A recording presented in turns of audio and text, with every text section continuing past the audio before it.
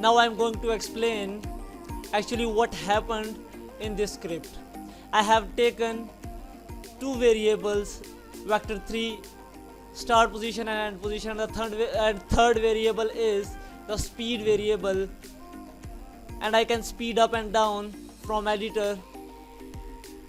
And now I'm going towards my coroutine function.